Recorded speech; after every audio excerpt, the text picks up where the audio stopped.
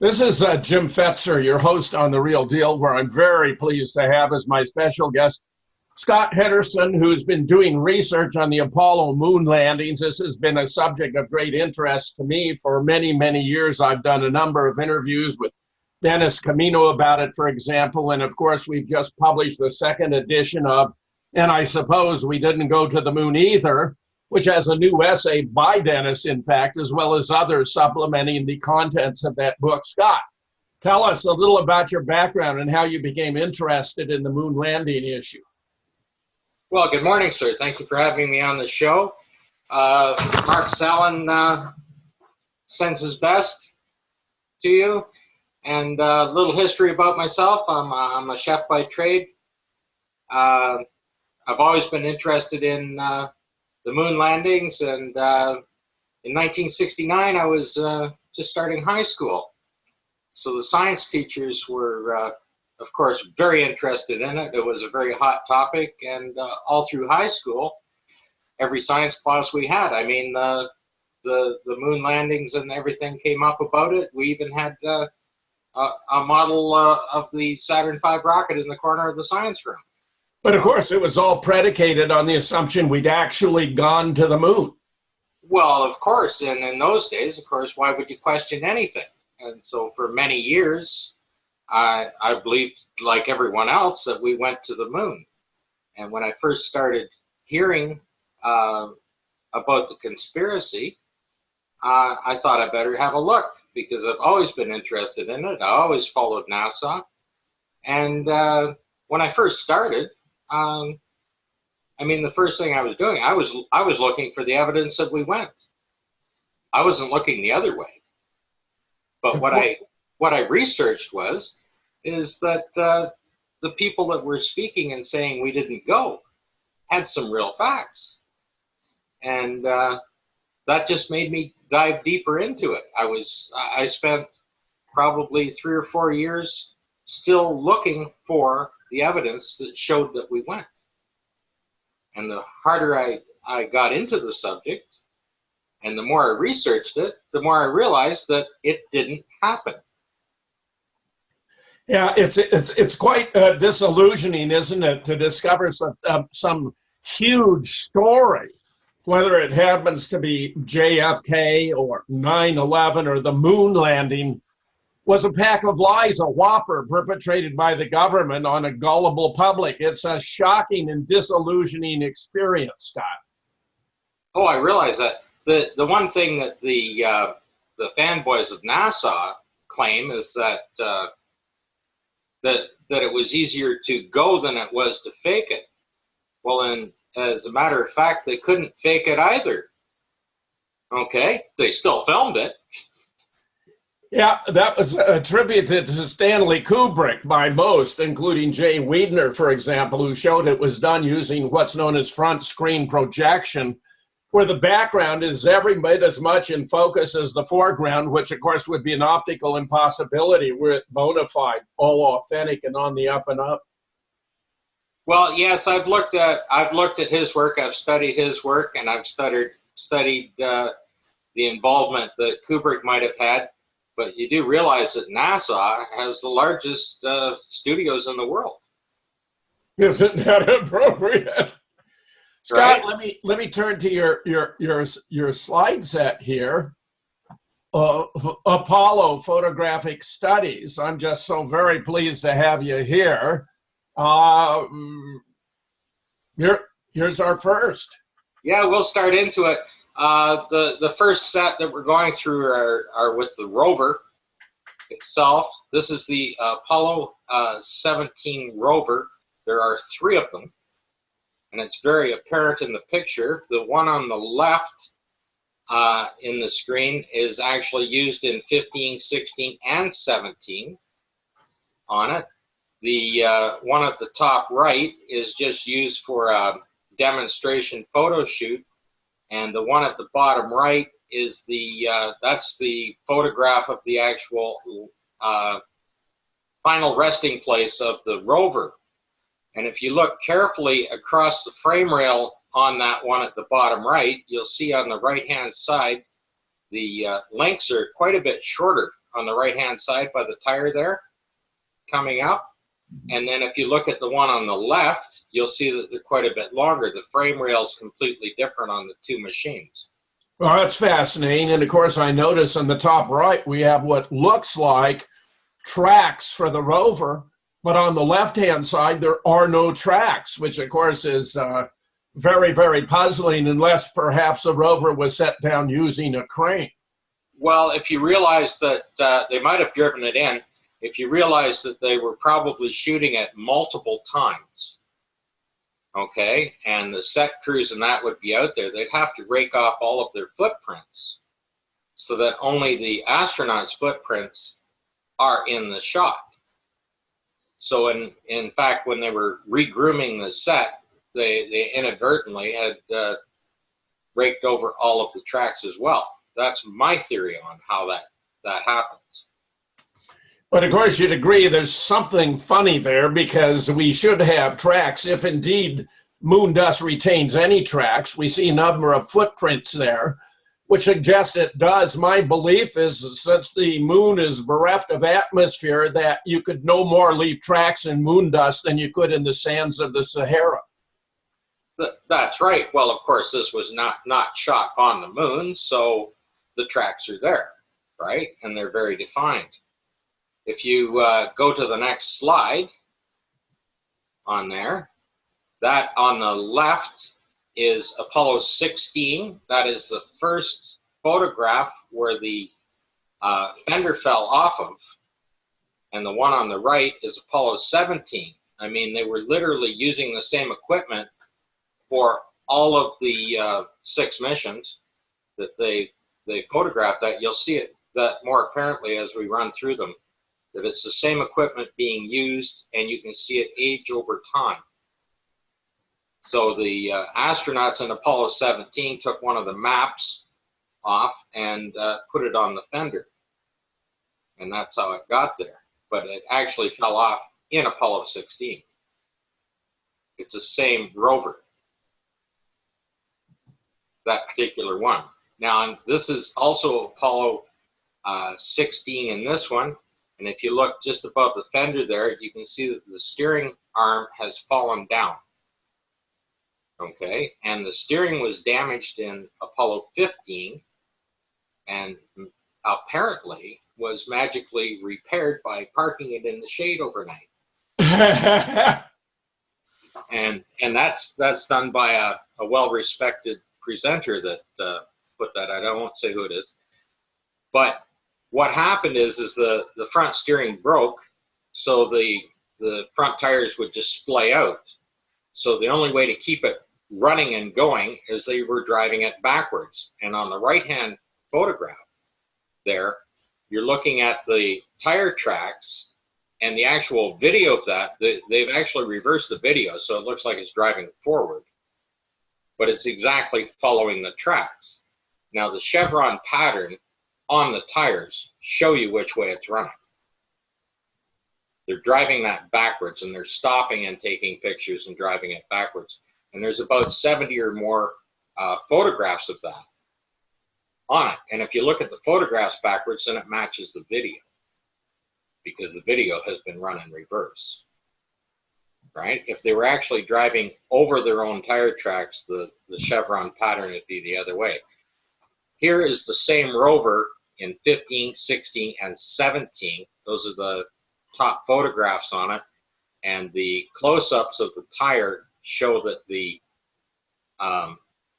left rear wheel axle has a leak in it, and it's coming out, and as the tire rotates, the oil is getting all over the rim, so the dirt is now sticking to it, right? And you can see it in 15 on the top left and 16 in the middle. That's apparently the sea rock there, that one in there. And the bottom are the blow-ups. And by the time you get to Apollo 17, which is the one on the right at the bottom, the oil is really leaking rapidly out of it, and it's going up the frame rail. It's going across the side frame on it, and other associated pictures with it. It's actually getting all over their suits as well. And of course, Scott, wouldn't it have been all but impossible to repair a rover on the moon? They had absolutely no contingency for any additional equipment when they were traveling, so they had no repair equipment. The amount of tools were cut down that they needed to have. They developed a bolt called a Boyd bolt, which is they just needed one tool and they just push it in and give it a half turn, and it releases the equipment. So all of the equipment were set up and designed with these Boyd bolts on it, so they only needed one tool. It really looks like a shabby piece of equipment. Well, the rover, like I said, they're using the same rover for all the missions. This is exactly the same machine for 15, 16, and 17. And I mean, these are hand-built machines. There's no way that they would reproduce the same problem. And of course, it was ostensibly just left on the moon for subsequent flights so that the astronauts wouldn't be saddled with the problem of transporting another rover to the moon. Well, if you had a problem with the rover in 1969 or 1970, right? Or 70 or 71, they put it up there, right? And they saw that it was a problem, they'd certainly work on the next one to make sure it didn't have a problem before they loaded it on the rocket, wouldn't they? They'd be testing all that equipment out again. They certainly have this same problem over and over again. It definitely shows that it's the same machine. And this is Apollo 16. This is the jump salute, and that's a failed attempt at reduced gravity of the moon, because he's only jumping about 18 inches off the ground. And this rover is the only picture of this particular rover, and it's identified by having a double rib on the front left tire, on the fender there. It's the only shot of it going. And it's a perfectly clean rover. You see there's no dirt or dust or anything on it. It's just set there for this photo shoot. A double rib, yes, I see it there. Yes. So how can they account for having two rovers on the moon? Well, they didn't. They were just using multiple equipment while they were filming it. Like I said, they weren't able to properly fake a full simulation of it, but they still filmed it anyway and did the very best they could. And this is what they were doing. When the equipment broke down, they just brought another piece in while they were filming it. Hoping that no one would pay close enough attention to even notice the difference. You have to realize in 1969 that the only photographs available to the public were just what they put out for the media. There might be 2 or 3 dozen for each mission that were put out for magazines and newspapers and, National Geographic, that kind of thing, right? That they put them in. The other hundreds of photos or thousands of photos were not available to the public, right? And when NASA first put up, even on their first website, right, there was only a limited amount there. And in 1999, Kip Teague, working for NASA, put the entire journal up of all the photographs. And of course, 3 years ago, they put them on Flickr as well. They've updated them and put them on Flickr as well for the public to see. And NASA claims that on Flickr in the last 3 years, they've had over 1 billion views of the photographs. Well, 1 billion views are going to lead to a lot of observations of anomalies of the kind you're observing here. And of course, these, which you're reporting, are novel to me, but I've seen hundreds of others before, including converging shadows implying more than one source of light, that you have illumination of an astronaut on the dark side of the lander where he ought to be in darkness. The waving flag, of course, in an environment where there's alleged to be no atmosphere, the classic conspiracy theory, did we land on the moon, even shows that the astronauts are being elevated by the use of cables. I mean, it's embarrassingly bad, Scott. As you observe, the deeper you get into it, the worse it becomes, the more elaborate the fraud. That's right. Well, the one thing that I have stayed away from is reproducing anyone else's work. Okay? The information I give and what I put in the photographs are all of my findings, right? I certainly have looked at all the other findings, right, that people have found in there.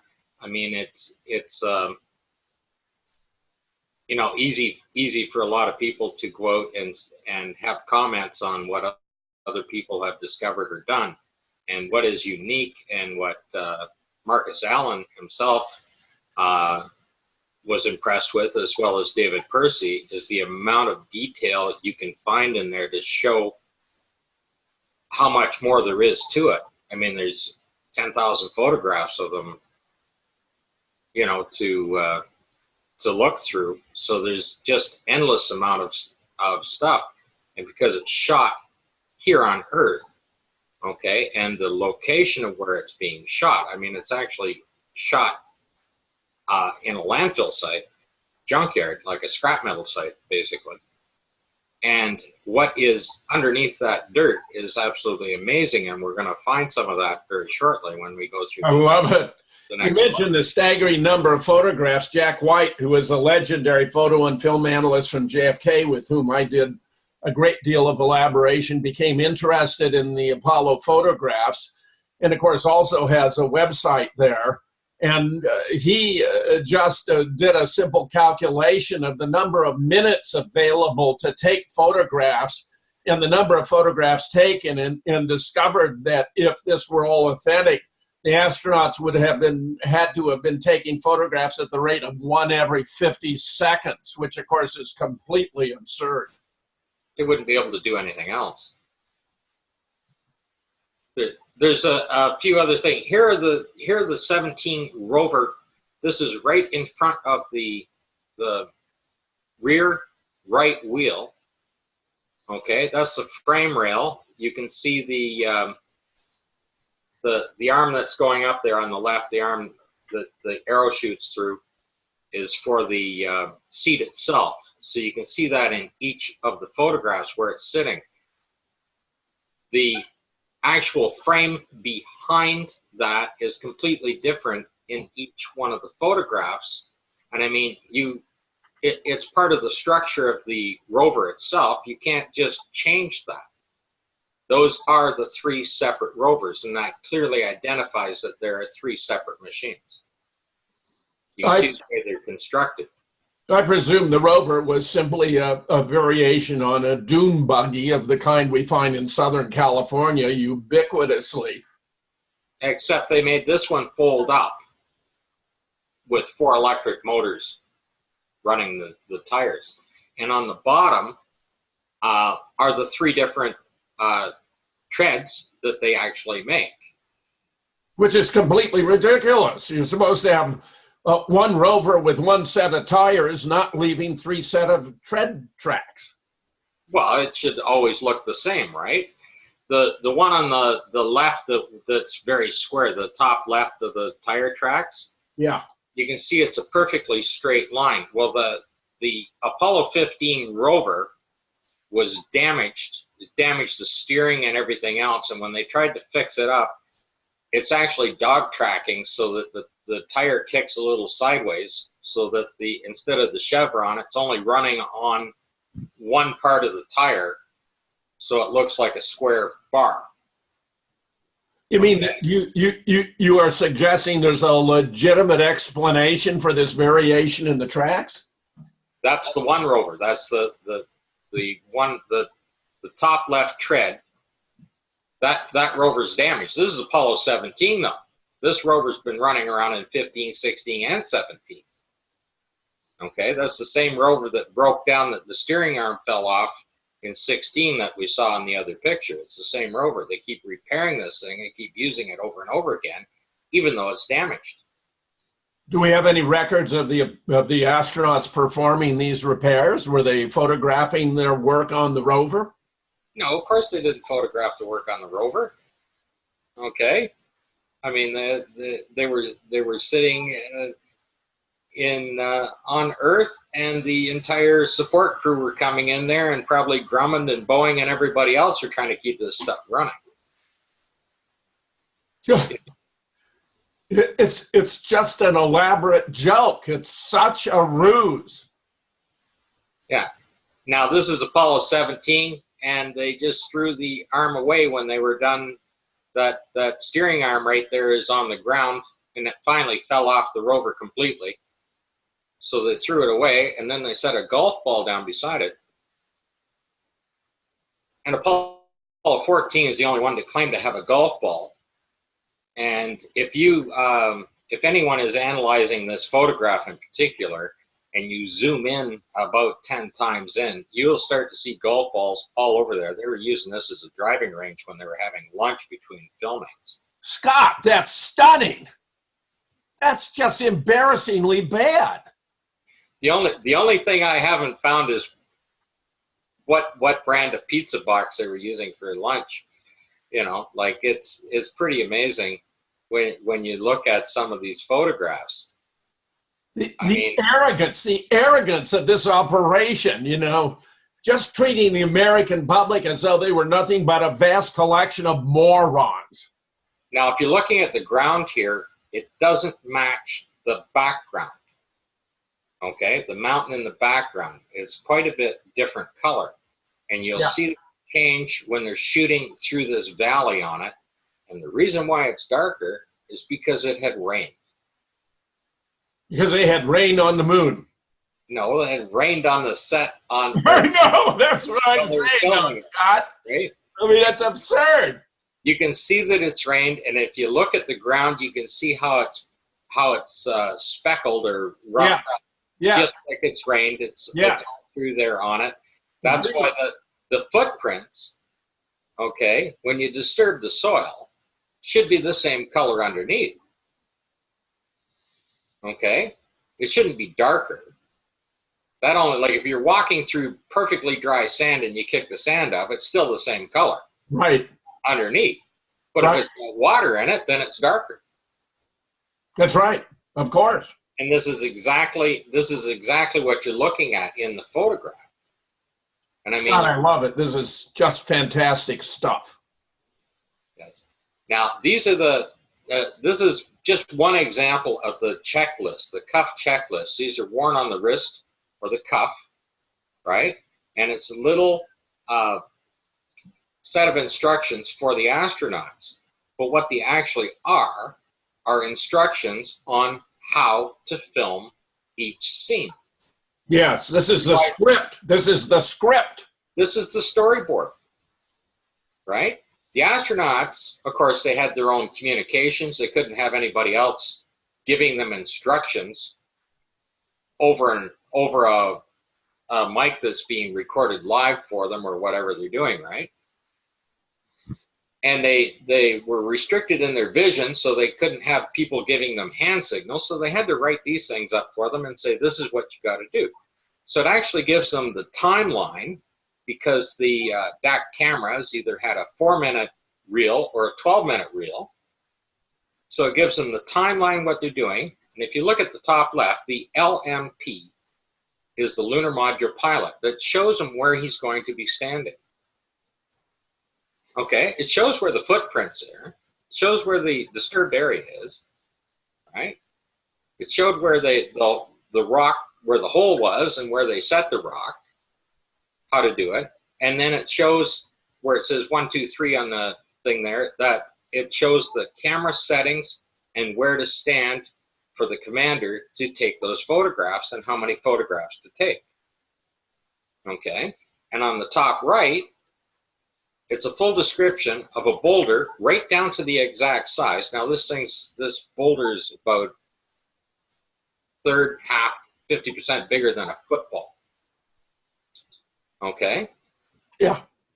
Now, it shows the exact time that the astronauts would arrive This is Station 9. And of course, they laid the stations out too. They mapped all those out before they went. These are done months before they even took off, so-called, to go to the moon. So how did they know that there'd be a football size or twice as big as a football shaped rock there, and know what the mineral contents were once they split it open when they got there? Scott, this is devastating, devastating stuff. Absolutely. And then when you look at the bottom, on the bottom left, you'll see that it says photos taken, past tense. Yes. Okay? But they even know the direction of the sun, where to set the cameras up in the direction of the sun. How do you know which direction this rock is going to be located at when it's only that big? Because, of course, they're prepping the set. I mean, it all is just so incredibly revealing and so damning of the whole project, Scott. Well, you see, they went out and they collected the rocks here on Earth, and then they designed the set. So they set up the different stations, and that's where they're going to have the different samples of rocks coming from. And these are all laid out in the storyboard on the cup checklist. Fascinating. All ahead of time, right? That's how you get the station layout. Even though the exact time, like if you can imagine the exact time, you have to start from launch and calculate that's when they're going to show up. I mean, if you did one extra orbit around the moon, you wouldn't even land in the same. There's 5 alternate landing sites for each mission. They left nothing to chance, of course, and nevertheless, they slipped up in innumerable different ways. Yes, and this one here on the this is the video that they put up on the internet. It's called the Grand Prix. Okay, and if you listen to the commentary, it's like they're just, okay, we'll give it some gas and make a turn here and do this and do that. It's all laid out for them here right in the cuff checklist, that they drive through the first crater, go around the other 2 craters and drive through the last one. The camera positions are sitting there, and of course, the astronaut is taking photographs of this and running both those cameras at the same time. I mean, both those cameras have to move to follow the rover. Doesn't this require more cameramen than we have astronauts? Well, there's only 2 there. The one on the right, Jones is the inspector for the filming. Okay, and they've penciled him in here on the thing, and there are a couple of people on the internet that claim that Jones is actually a crater, and they've reproduced a map showing that Jones was an actual crater. They drew a big circle around it, claiming it's a crater, and they've modified the commentary right at the Apollo site. So they must be working for either NASA or Phil Plait, Bad Astronomy, because he updates and does stuff on the Apollo General site. However, the photographs do not. If that was a crater there, a large crater, the one that they drew and put a map up for, first of all, they never traversed through a crater. And if you look at the depth of these craters, okay, there's no way you're going to drive the rover through it. At no time did they do that. And that straight line is the traverse line where the rover is driving down there. And if you look at the most of the craters on there, they're all done with British names. There's Camelot and Henry and Shakespeare and stuff like that, right? Not Jones. No. Okay.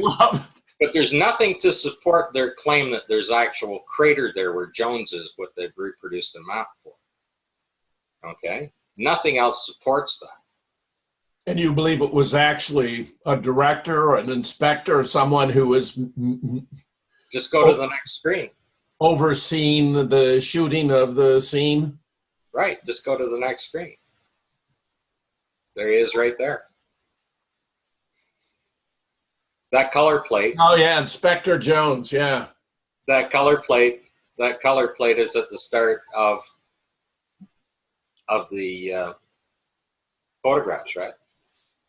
They're at the, or sorry, this is at the start of the video that's running on here. Scott, and of course, so this is so revealing in and of itself, for crying out loud. And how, if Post is the photographer, he wasn't on board. He never went to the moon. Now look at the date. 28th of November, 1972. Well, they didn't launch until December the 7th. The launch date for Apollo 17 was December the 7th. This was shot on the 28th of November. Or about 10 days before they even took off. Yes. Now, all of these videos are online. The raw uncut videos have this color plate at the start of them, and it shows the date, the inspector, and the photographer for each of them. And all really? of them, really? So it's that blatant, it's that obvious, it's that accessible. It's that accessible. They're all on YouTube. If you take a look at any of the missions, okay, they're all there, and they're all taken beforehand. How can anyone be taken in, Scott? I mean, after seeing what you presented already, I can't believe anyone could continue to believe this was real, any of it. It was also obviously staged and faked and phony. Right. Well, like I said, they claim it was impossible for them to fake, and it was. Okay? They couldn't manage zero gravity. They messed that up, because the only time the astronauts would be in weightless condition would be when they were in orbit around either the Earth or the Moon. When they reached that equilibrium, that they would be weightless. When they're traveling to and from, they wouldn't necessarily be weightless. They'd still, you're pulling away from the Earth, you're going to be affected by the gravity. But they didn't know that, so they showed them being weightless the entire way. Right? The videos of them supposedly in 1/6 gravity on the moon, I mean, you see them tripping and falling, you see the wires pulling them up, after they fell down because they couldn't stand up and things like that. And of course, if you look on their suits, they have clips right at their waist. There's two big hooks right there for the wires to hook onto, right on their suits. It's pretty amazing. Okay, on the left is Apollo 11, and the helium tank there is in quadrant 1. And what isn't shown is the extra batteries for their backpacks, the Bliss, are down on the left-hand side on that. And that helium tank pressurizes the 4 fuel tanks to push it through the engine. Okay, on the image on the right, okay, you can see where the ladder is. You're still quadrant 1 where that big black arrow is. That's a little schematic of the rover, and that's the 2 tires folded in, and it's in there. So the helium tank has been removed. Okay, and if you remove the helium tank, you can't pressurize the fuel to run the engine. So what you're saying is even from the point of view of the engineering design, it's a preposterous arrangement. Well, they had to add the rover to it somehow, so they simply removed the helium tank. Okay, they didn't. It's not relocated. There is no other spot to relocate it. Okay, the engine sits in the center square, and then the 4 around it, the 4 squares around it are where the fuel tanks sit. Okay, and then what's left over on the side are the bays, which are triangulated in, right? To fill in the bays. So you have your payload bay and your experimental equipment is in 2, right? And quadrant 1, this is where the helium tank was and the extra batteries for their backpacks. That's all been removed just to hold the rover in place.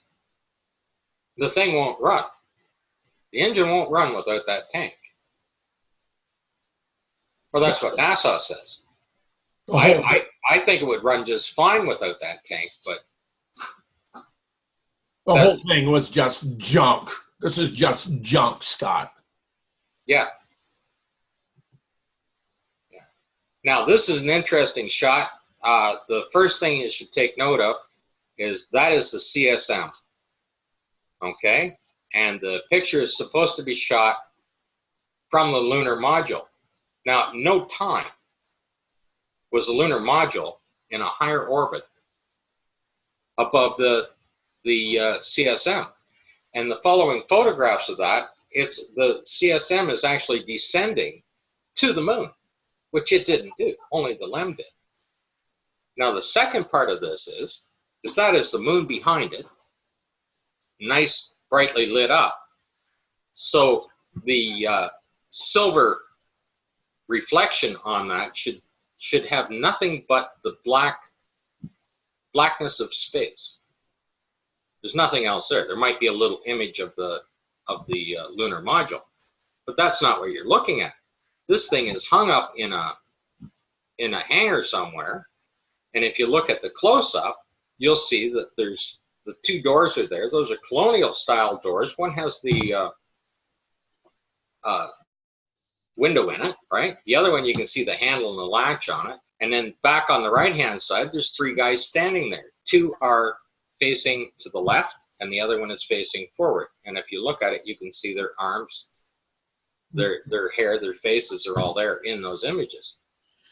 Now, you mentioned the blackness of space. My presumption has been that the sky would be ablaze with points of light that were distant stars, that they wouldn't be twinkling because of the lack of atmosphere. But either way, you should be looking up at the CSM, not down toward the moon. Down. But because it is pointing up, okay, even if it's not going to show stars or anything else, that should only be the blackness of space. There should be nothing else reflecting off of that. Okay? And that's exactly what you're looking at. I mean, like there'd be a bright reflection of the sun, wherever it's sitting on it. And there might be a little spot because of the angle of that cone, right? There'd be a little dot of the lunar module would show up in it, and neither of those are there. Well, your most devastating point is the CSM was never in a lower orbit below the LM, and therefore the photograph is impossible. It travels way down. The series of photographs of this, it's traveling very low down. It gets down to a little tiny dot that you have to zoom in to even see it. It's that much lower. And there's absolutely no way, and all of their other documents that support the orbits and their paths never show the CSM below the LEM. The LEM comes up to it and joins with it.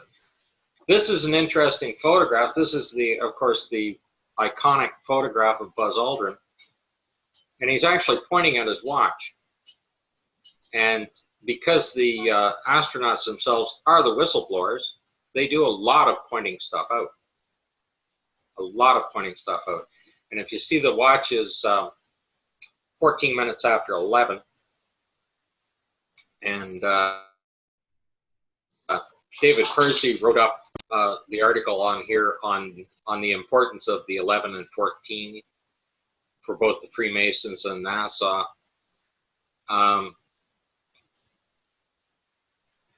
The fact of the matter is, he stepped on Buzz Aldrin's, the official file is he stepped on at 3:16:15 UTC time.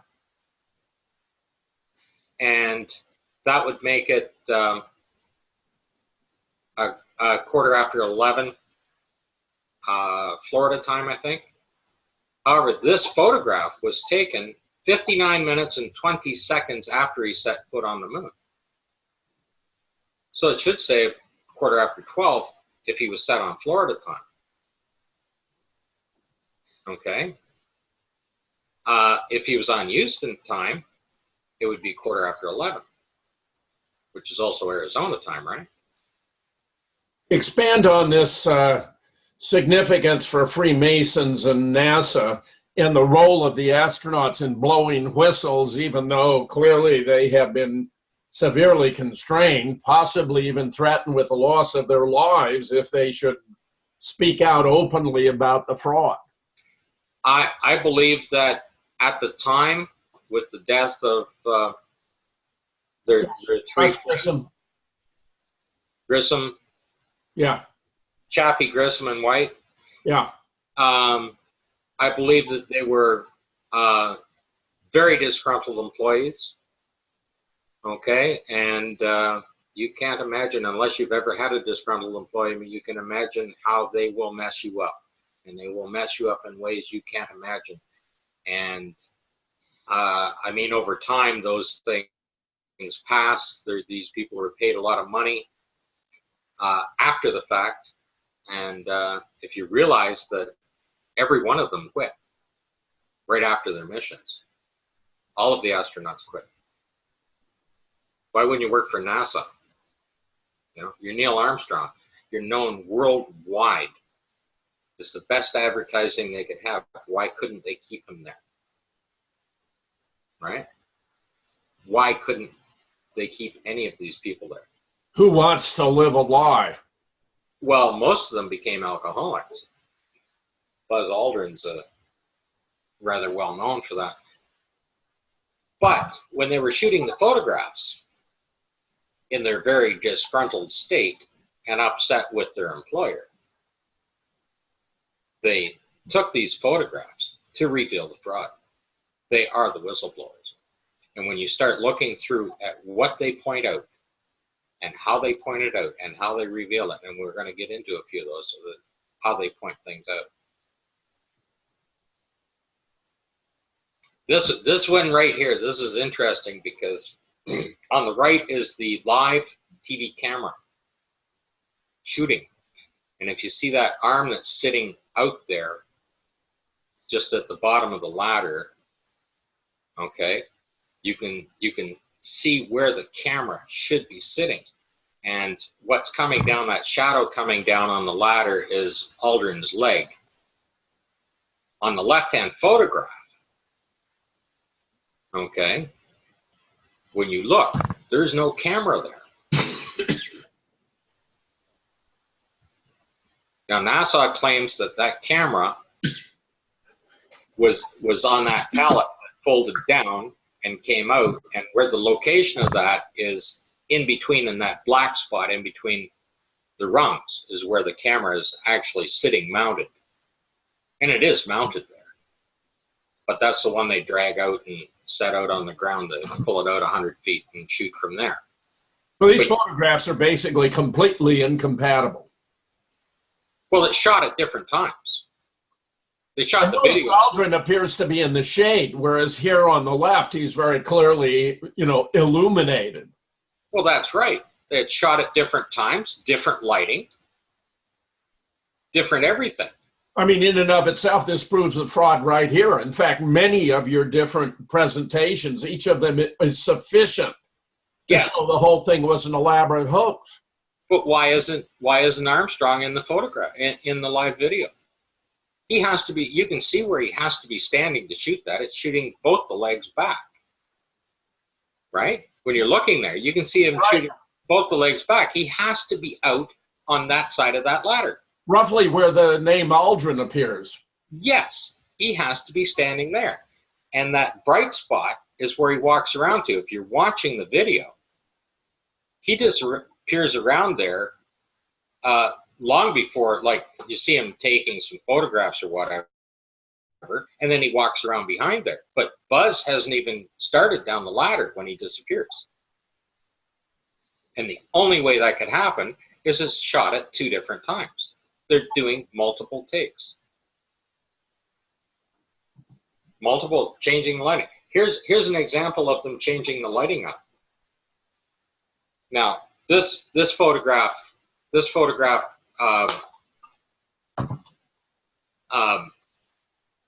wouldn't have come out till '99, and I know a lot of people have researched it. I couldn't believe when I hit it that nobody had found it before me, because it's very blatant. There's 3 or 4 of them in the series on this, showing this lighting. So I just took 2 because it shows the lighting with the shadow one direction, the lighter shadow one direction, and then they've adjusted the lighting, and now it's off to the other side. Just unbelievably insulting. Okay, and nobody can explain this. Like, if somebody's going to go around and say, well, there was a guy out there running around and this reflected light is coming off his suit like Mythbusters, right? Both these guys are inside the LEM at the time when they shot this. It's just as blatant as that. This one, Paul and I did a full video on this. This is the Apollo 16, and the side of the craft, it literally explodes. Those panels literally are blown off on their simulated liftoff. Okay? And if you look at the top right, you can see that the paint, like they're using the same LEM over and over again, and the paint is peeling back on it. And I imagine the astronauts are so frustrated, they just decided to blow the panels off the side of it so that they could get the thing fixed up. Right? And the video shows them blowing that off. The bottom right-hand photo there shows the panels literally torn apart. And what is behind those panels are all of the sensitive instruments and controls that run that machine.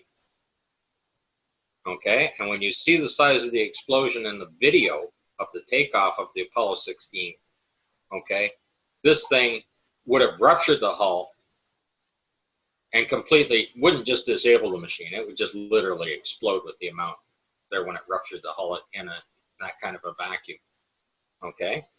So it would have destroyed their ability to launch from the moon. Well, this thing on liftoff, that's all of their controls and relays, telecommunications, everything else are behind that panel, directly behind it. And anyone listening to this, just watch the video from Paul on the plane of the Apollo 16 liftoff. Well, we have 6 or 7 out right now.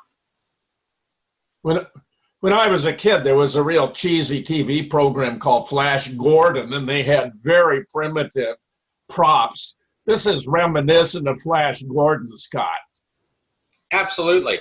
I have been I've been studying how they were doing the simulated landings and takeoffs, and Paul and I will be doing a video on it as well.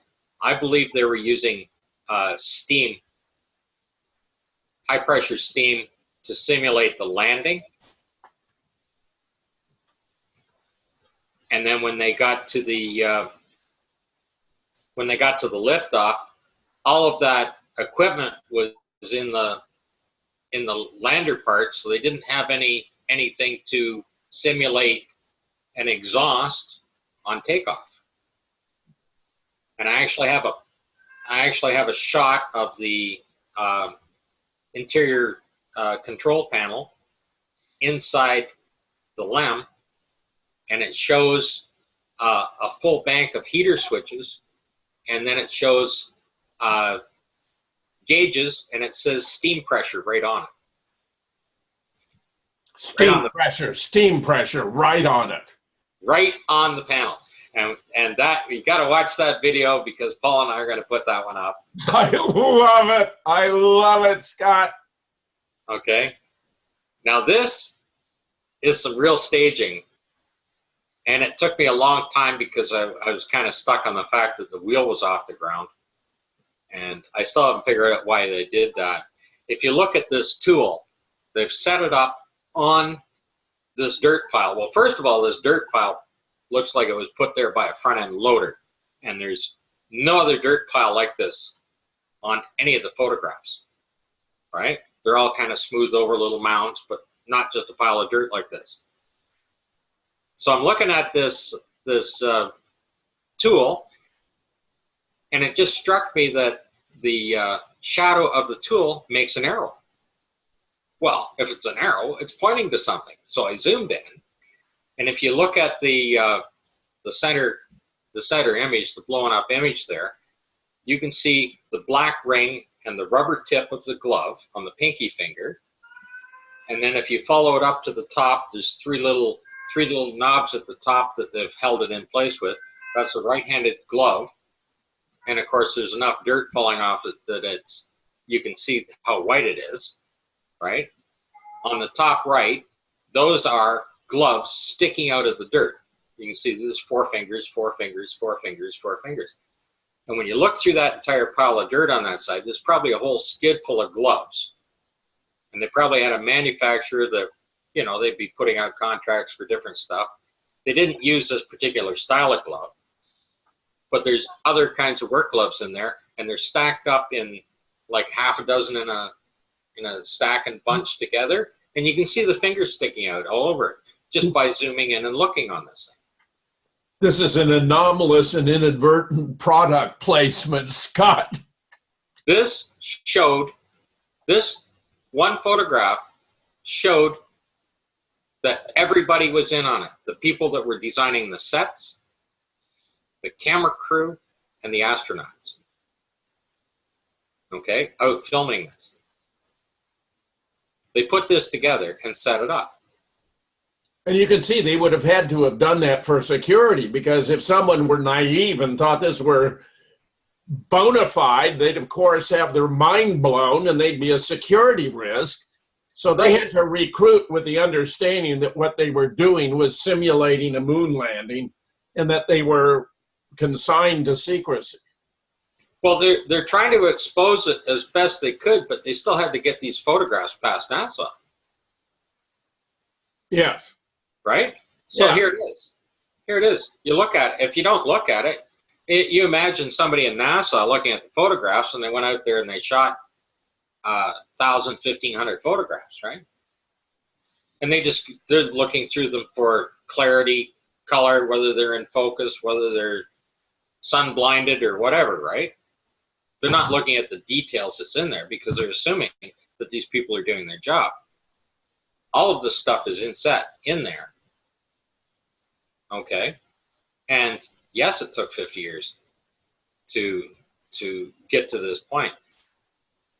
Many thousands of people have looked at these photographs. I mean, like when Marcus Allen, if you realize what he was doing, it's absolutely amazing, because the only photographs he had were just a few dozen, or I think maybe a dozen is all he had.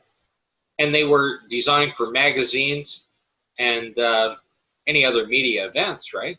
These things were airbrushed over, corrected, color corrected, centered, the whole 9 yards, right? And he's looking at the photographs and he's saying, God, the lighting's not right. This isn't right. That isn't right. He's spotting that out. That's incredible compared to what I have. First of all, I have what everybody else, like, that there's something to look for. And I have every photograph available. I've downloaded every photograph. I have them all to look through. And I'm sitting here with a 4K video screen, 30-inch video screen, and I can zoom in 10, 15 times, and it's still clear. It doesn't pixelate, right? I can see the detail, right? Nobody had that 20, 25 years ago, 30 years ago. So what they did, like, even like Ralph Renee and Bill Casing and that, they should have settled this back then. I mean, James Collier, he had them dead to rights as well. David Percy, Bart Sabrell. Every piece of evidence that they have come up with, any one of them, NASA should have conceded. Well, with what I have, they might as well throw all these photographs away, because it clearly shows the intent of the astronauts exposing this fraud. Now, this is Apollo 15. When they were simulating, and Paul and I have done a video on this as well, when they were simulating the landing of this, they actually dropped the machine. Okay? It crashed to the ground. It dropped probably 8 or 10 feet when they were lowering it down on the gantry crane, hard enough that it broke the leg right off. On the one side, the secondary struts are snapped out and the thing kicks out. That's the exhaust bell housing has been crushed on it, and it hit hard enough that the rover came right off. Okay? Broke the rover right off its mounts. On the right are the two schematics of the rover. The top one shows the schematic of the actual lowering arms, how it swung out and down. And on the bottom is, with the rover in place, just the schematic of that square, and then the wheels go in on the angle in there to fill that spot. So when you look over at the actual photograph, the two big arms are the ones at the bottom that come up on the 45-degree angle up to the rover. They're sheared. You can see they're sheared right off. And the close-up photo of it, you can see the lanyards. It's a spaceship, right? It's a ship, so they're lanyards, cables, right? Both those cables are snapped clean off on there. That's how the Apollo 15 rover got damaged initially. That's how the steering got damaged. That's how the fenders got damaged. The seats were damaged. And as well, one of the batteries, they even logged that the one battery bank was down. It wasn't functioning at all. And you mentioned here, note the mold on the sewage bag, an example of equipment aging over time. But Scott, doesn't mold itself prove this is not on the moon where there's no atmosphere and no moisture? I don't believe it would be possible to have mold on the moon. No, but there's a lot on Earth. Flip to the next photo. We just go through and we'll get to there. Now this is those are their backpacks on the ground. If you look at the top right one, you'll see one has the covers taken off, and the other one there is sitting up underneath the machine, still together. And of course, the astronaut taking the photograph has to have one on. He can't function out there. And the astronaut in the background's got one on, and only two were supplied. So we got 2 extra backpacks. Well, that backpack isn't really a backpack. That's just a cooling system for the suit. When you're running around doing a simulation on Earth, you got to keep these guys cool in those suits, and that's all that is. That's the sublimated core. What's laying outside that thing is sublimated core. Before we go to the next photograph, that leg there is the ball swivel joint is snapped right off when it landed. The leg is sitting off to the side of the pad. It's pushed right off to the side. It should be in the center. It's actually broken right off. Well, the equipment was so flimsy to begin with. I mean, you know, nothing like this could have sustained the actual pressures and stresses to which it was purportedly subjected on the moon. Had any of this been real, I think this flimsy thing would have fallen apart immediately. Yes. Flip the next one up. There we go. Okay. On the right-hand side there, on the ground, are the ball swivel joints for the secondary strut. Now, they didn't even clean this equipment up. All the broken pieces, you can see, all the broken pieces have been stuffed up underneath the machine. But those are the 2 ball swivel joints that broke off of that leg. Okay? And on the left-hand side, if you're looking, the leg on the left, you can see the distance, the length of that leg is a lot shorter than the one on the right. because they had to bring in another strut long enough to prop it back up because it was now sitting in that crater. The one on the right being longer than the one on the left. Well, the legs actually do compress. The bottom 32 inches compresses down, but if the one on the left had compressed, the foil would have rolled up. Okay? Yeah. It hasn't compressed at all. So the other one they replaced it in, the one on the left is 32 inches up to where the secondary strut comes in, and the other one is around 4 feet. Or 48 inches, a foot longer. When the astronauts, you see photographs of the astronauts walking up, that's almost at the shoulder height, and the other one's at their waist. And then, of course, if this had been bona fide, they'd be symmetrical, the same length. Well, they would compress down shorter. Right. Now, here's the close-up of this is a museum photograph, what they have on display in the museum.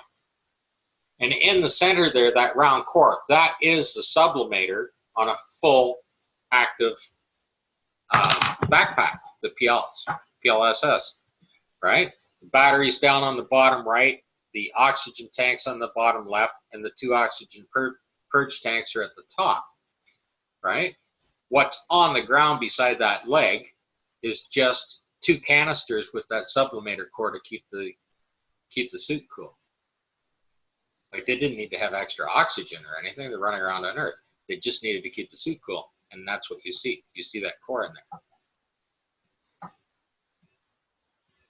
Pretty amazing, eh? This is Apollo 15. That is the opposite side.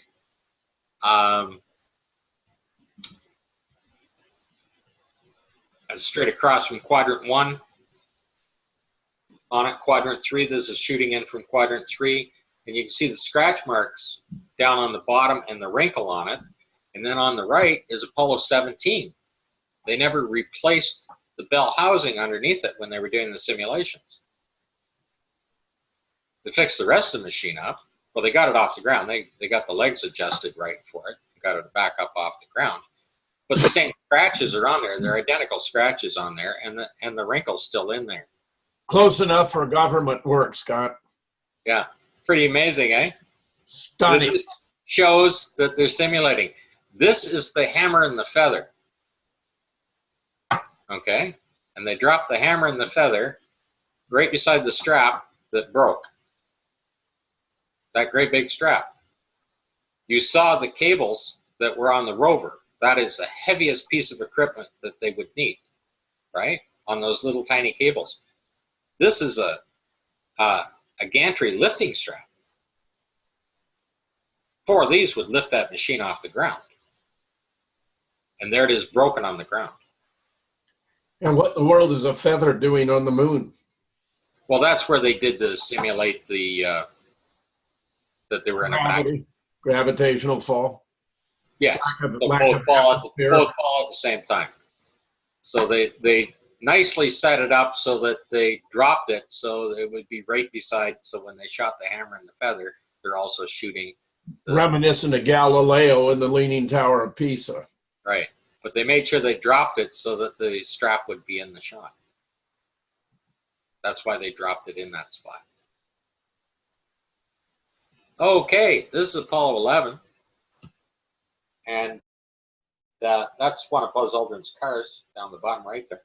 I Googled that to pull that up. The car is actually in the photograph? At the top there with the arrow? Yeah. That's the car? And you can see it on the top right?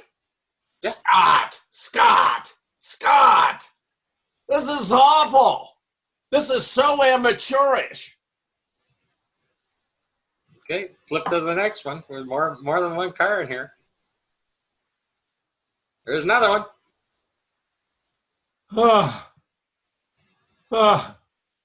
I'm breathless. I'm breathless. It's a junkyard. Over to the right on the rocks, you can see where the car is way back in the distance there. Over to the right of the rocks, there's more cars that are buried, sticking up. One's kind of half in, the other one's kind of upside down. It's a virtual junkyard. is what you're looking at. And you realize in the 60s, most people don't realize that, is they didn't recycle metal the same way. They just put them out. They put them out in yards and disposed of them that way. Right?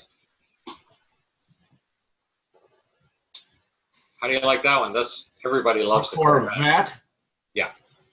Wow. Very distinctive.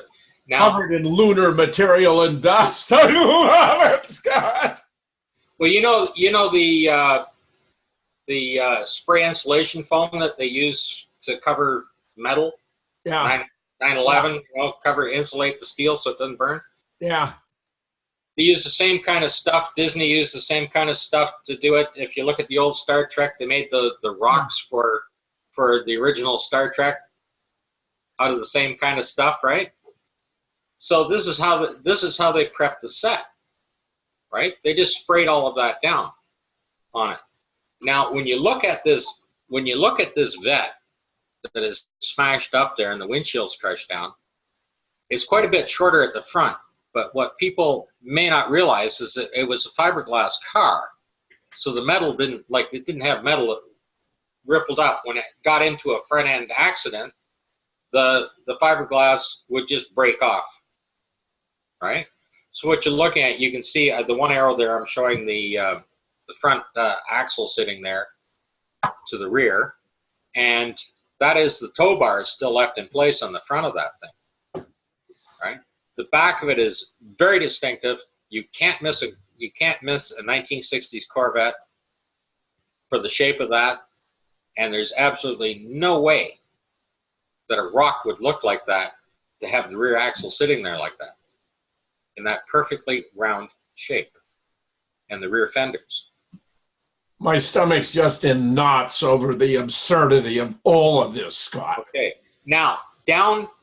This is the same crater that ancient aliens found the robot head, right? Well, it's actually just a doll's head. I've found it down here as well. And there's other things. That entire pile of stones down in the middle there, that's just a pile of junk. There's big truck axles and all kinds of stuff in there, transmissions, you name it. And there's 2 more cars right at the bottom of the hill there. This is just pathetic. There's a 59 T-Bird down at the bottom of there. Now, this is a central station. This powers all of the experimental equipment on it. You can see that it's between the different missions. They just left it laying down on its back on the ground. The dirt is stuck to it, and it's actually rusted the metal. You can see that on the bottom left, the zoom in there. You can see the metal's all rusted. So it's just been laying around. Okay? But it shouldn't rust on the moon either because there's no atmosphere and no moisture. Well, considering the fact that the equipment is said to be prepared in a clean room, put in a rocket, unloaded, set up, and then photographed right away. How much time would it have to do any of this stuff? Right? You take it out of the box and you set it up and you take a photograph of it. It's got to be perfectly clean, right? Just so sloppy. They were so sloppy the way they did all of this, Scott. Now, what is intentional about this is the astronauts have peeled the foil back to show you that there's nothing inside of it. Yeah. This is supposed to be packed full of, first of all, it's supposed to have radio communications. It's supposed to collect all of the data from all of the other experiments and relay that information back to the Earth, as well as power all of that other equipment. Okay, and if you look at the so-called computer cables at the bottom, those bands there, that's just translucent film. There's no wires in it. You can see right through it. There's nothing in there at all. Down on the bottom left, on the right-hand picture, that piece of steel there, that's an electrical conduit, and up to a switch that looks exactly like what you'd see on an oil furnace. right? All the computer stuff is supposed to be underneath the bottom panel of that, but there's supposed to be a battery that's about twice the size of a car battery in there powering it, and then the nuclear power generator, the RTG, powers and recharges that battery for it. There's no battery in there. That's showing both sides of it with the foil torn off. There's nothing in that machine at all. This whole thing is a joke, Scott. This thing, can you imagine that thing is supposed to send the information back to Earth? There isn't even a proper antenna on it, nothing. This shot is Apollo 12, and this is the same piece of equipment with the experimental package attached to it. And then when you see the little crisscrosses down there, that's where the foil was piled up on it. And then it just came down to the bottom thing. That's exactly what it is. The previous image you were looking at, this is the same thing as it's set up. There's absolutely... And more preposterous mold on the moon. Well, yeah, it's been laying around. First of all, while they're rehearsing, none of it's functional. You realize that they did all this just... They're using the same equipment that they did to practice with. Like they probably thought at one time they were going to go to the moon, right? Wasn't going to happen. They didn't go out and put equipment down or anything else. They just simply are using the same equipment that they were practicing with, which are just mock-ups. None of the equipment is real, right? They're just mock-ups for them to play with. The only thing that was actually running and functioning was the rover. It was the only actual piece of equipment.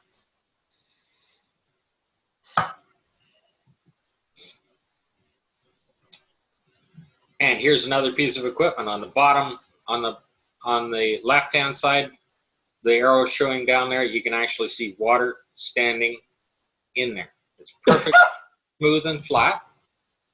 Okay. No atmosphere, no water on the moon.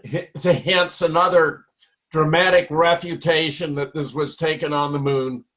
It's just so insulting, Scott. It's so insulting from beginning to end. Right. If you take this out of the equipment bay, or the bay in the LEM, set it on the ground and take a picture of it. How could it look like this? How could it get like that within a minute or so after you set it up? You take a picture after you set it up. You can see the water is dried back on the right-hand arrow there, right?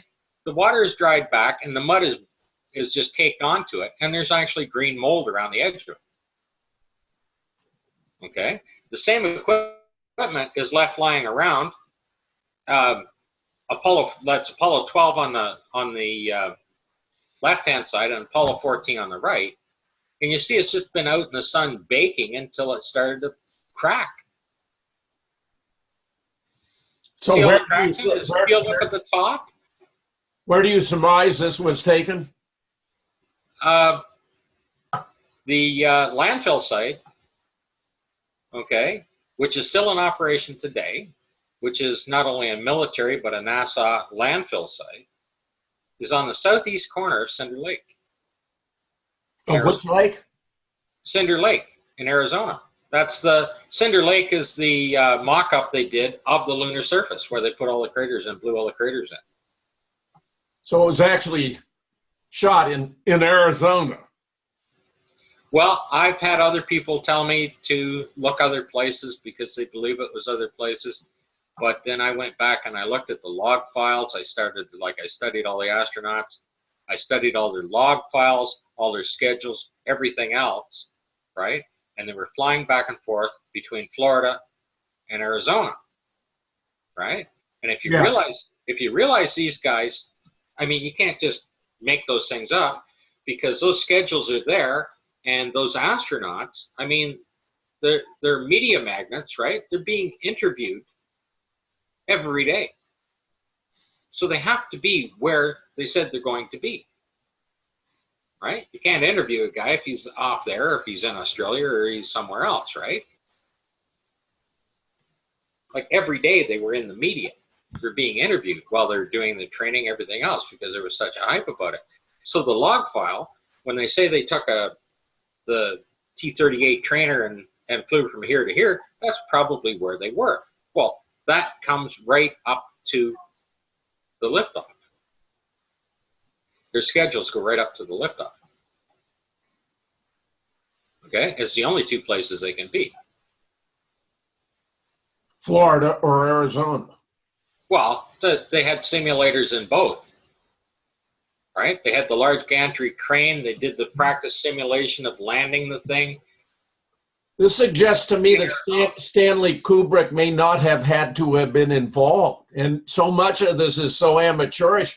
I don't believe this is consistent with his standards. I think he would have walked away from it. I think the NASA did this on their own. Like I said, when I said they weren't capable of faking it, they didn't even really try. Yeah. Okay? They still filmed it.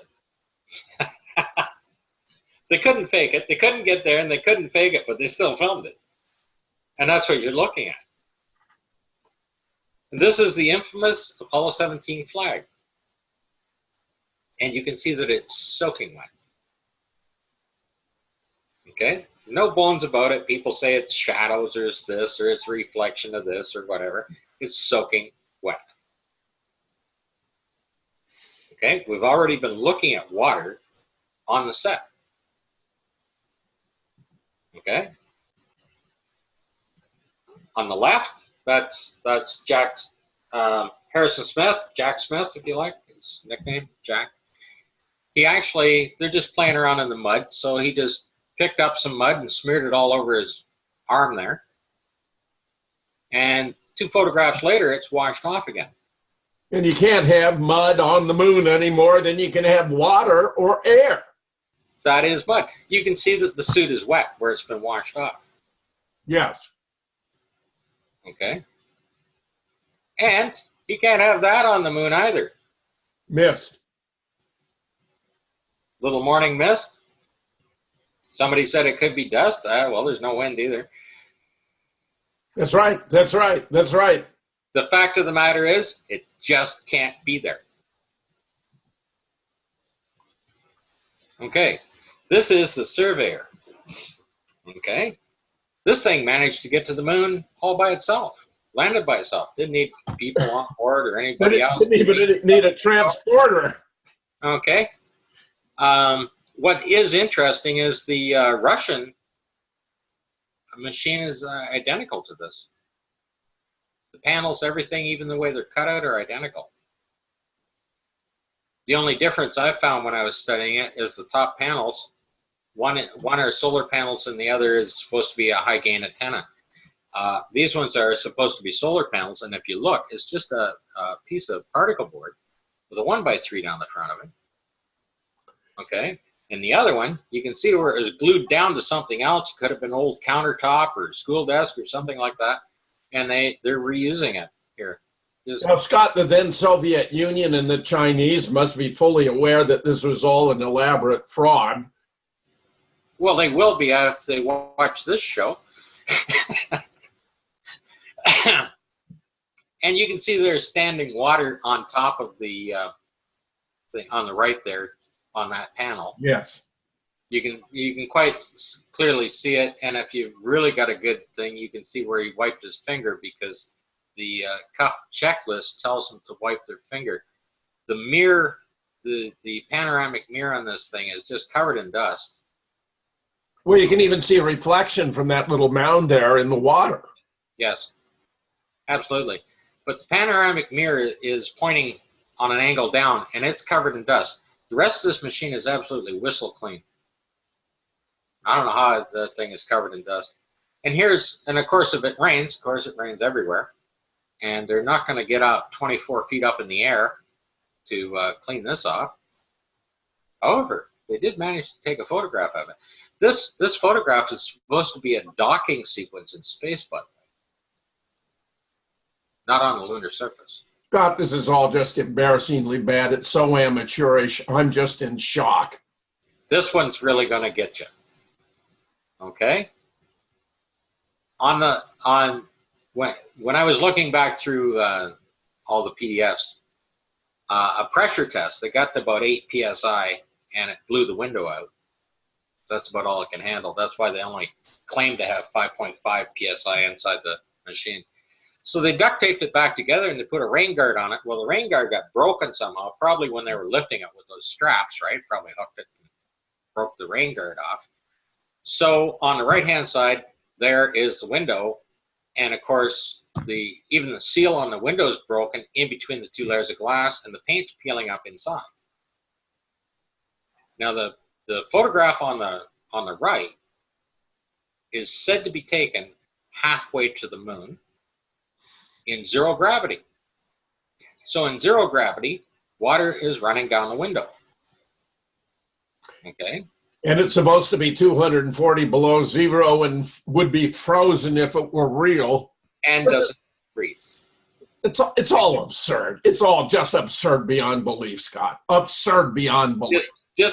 This is just mock-up equipment that they were using to do the filming. None of it's real. None of it's functional.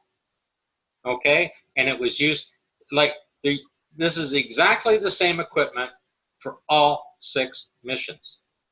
The same rover, the same LEM. Everything is being used over and over again. God. Okay? And of course, you can see there's no footprints around anywhere near that can.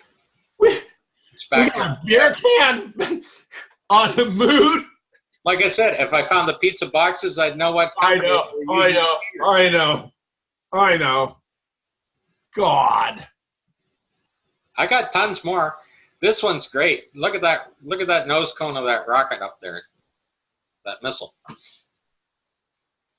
In the top right? Yep.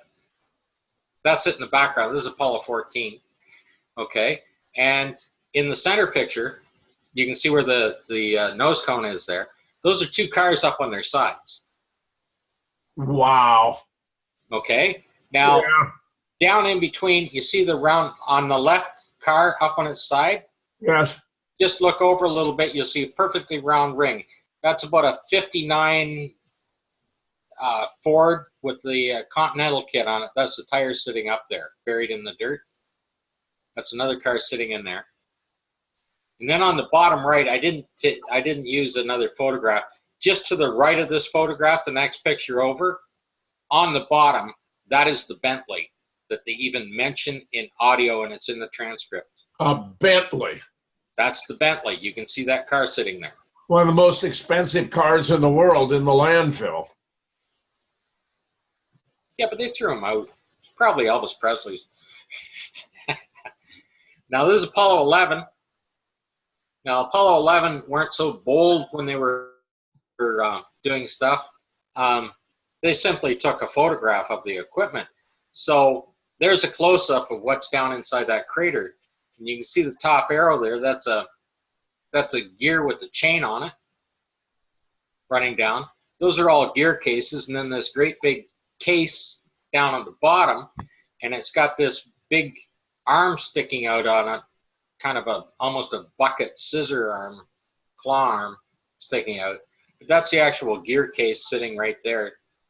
And like Kip Teague has tried to hide most of this stuff and erase it and blur it, and he's using Photoshop effects on it, right, to make it grainy and everything else. But they're all right there. That gear case is the same. That chain at the top is just a dead giveaway, right? But all of that stuff down there is just scrap metal parts. Junk. Yep. Now you can see how the astronauts, this is Apollo 14, they're using the handle there to point out where that rock is, where that face is, right? Yes. And once you understand that the astronauts are pointing it out, okay, there are many ways to point it out. Sometimes they just get off the rover and take a walk out and around it and back. They'll just walk around it and back, and you'll see it sticking out of the dirt or whatever, right? That's how they point it out. Sometimes they use this kind of method. I wouldn't have found that unless I started to understand how the astronauts were pointing it out. Yeah. And you could just say, oh, that's just an unusual rock that looks like a face. Okay, but it's painted. It's an Indian head, and the band is painted on the rock.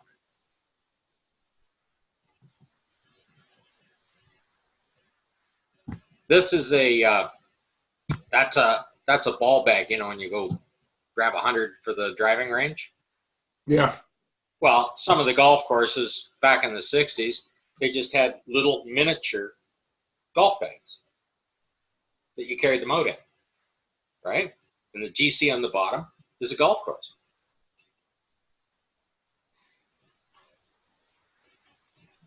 Wow. And of course, then I had to throw the sea rock in too, because NASA wants to get rid of the sea. This is Apollo 11. That's the sea rock in Apollo 11. And of course, the inset one there is the actual sea rock from Apollo 16, right? I have found that same rock in, I can't remember which one I didn't find it in, but I got it out of 5 out of 6 missions. That rock is in there because they're using the same set on the same location. This one, they took a lot of trouble. They had to trench this out to lift this rock up. And that shows you how they sprayed the equipment on the top left there. So it's like they're using a plaster or concrete, whatever, to make the rock itself. They're sticking all kinds of unusual pieces, whatever's on the ground, they're just sticking it in there for filler. And then they're putting that spray on, the same as they did over the cars, right? That's the spray. Like it's a clay mold spray or whatever. But you can see it shot on, the rock's laying on its side. If it got on there over time, when it was laying down, it would fall vertical onto it, and it shot sideways on and stuck this way. You can see it. But you can see the clear line on where they were doing it, right? Oh, and if you back one up a bit, back that other one back up. On the right, you can see that there's a steel bar there with rope tied around it.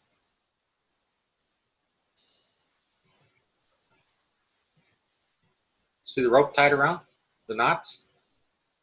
I'm looking at it. I see the end of the bar down here to the right. The arrows are pointing to various aspects of it. Yeah, where the rope is tied around. There's rope tied around each one. There's the knots on the left-hand side, and you can see the rope going across it. Now this one, there he is pointing it out again, right? The astronaut's nicely pointing it out. And this is a different design on how they made a rock. They made a wire cage and then covered it over. And the close-up is showing you the cage, the mesh that's underneath that rock. And that's just one example of what you'll find. You'll find 3 or 4 more of those in Apollo 15 doing the same thing.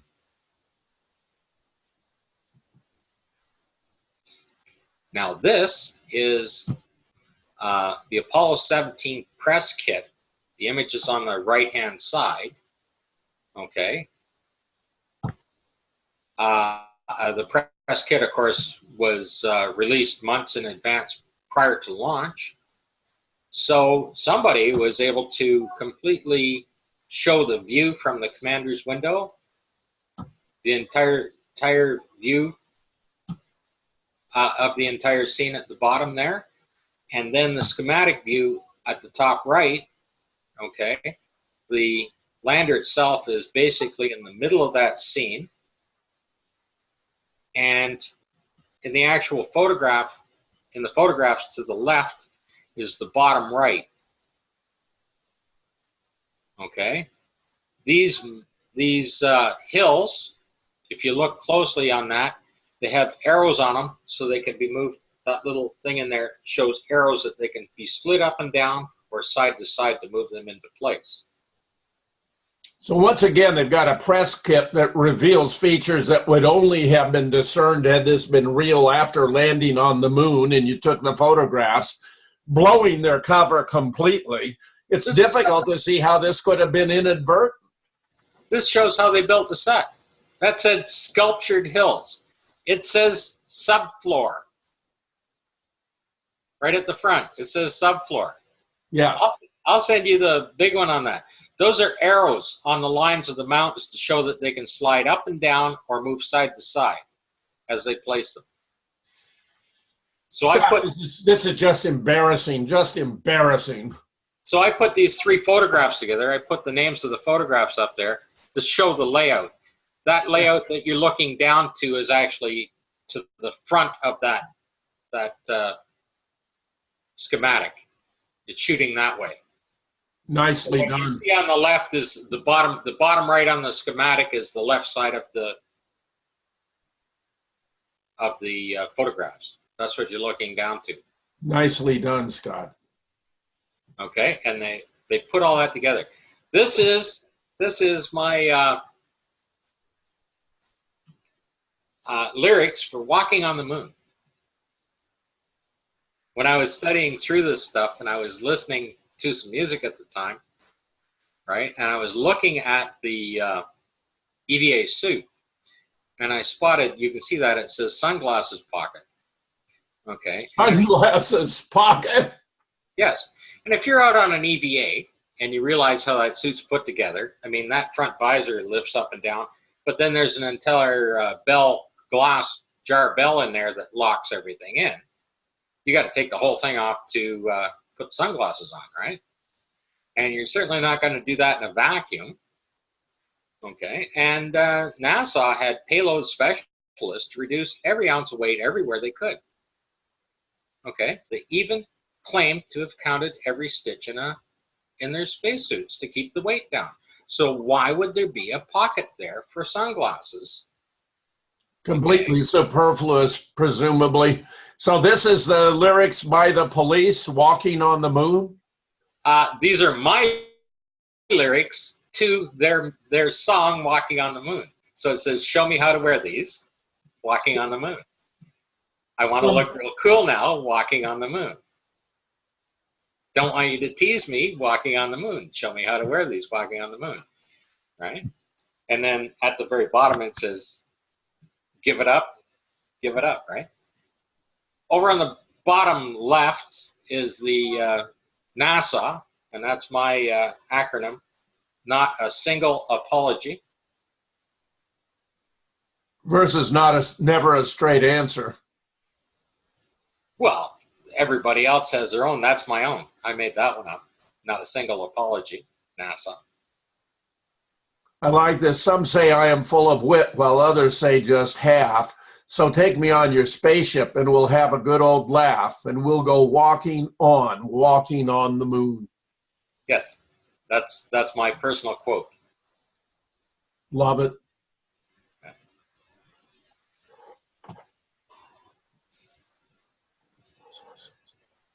Scott, this is completely stunning. I love it. You've done a brilliant job with this. I'm blown away. Absolutely blown away. Well, you'll have to sit down. Paul and I, like I said, we've got 6 or 7 videos out. I did 3.5 hours on Globebusters, going through these photographs, which are other than what we just looked at as well. Paul and I have plans for at least probably another 4 or 5 more videos to expose some of the stuff. Completely sensational, Scott. I can't tell you how much I appreciate this. I want to have you on my show when we get this up and we'll talk about it on the radio. This is Jim Fetzer, your host on The Real Deal, thanking my special guest, Scott Henderson, for a completely brilliant debunking of any lingering beliefs that we went to the moon. Scott, you've done a brilliant job. You have my congratulations. I cannot thank you enough for spending this time with me here and now. And thanks to all of you for watching.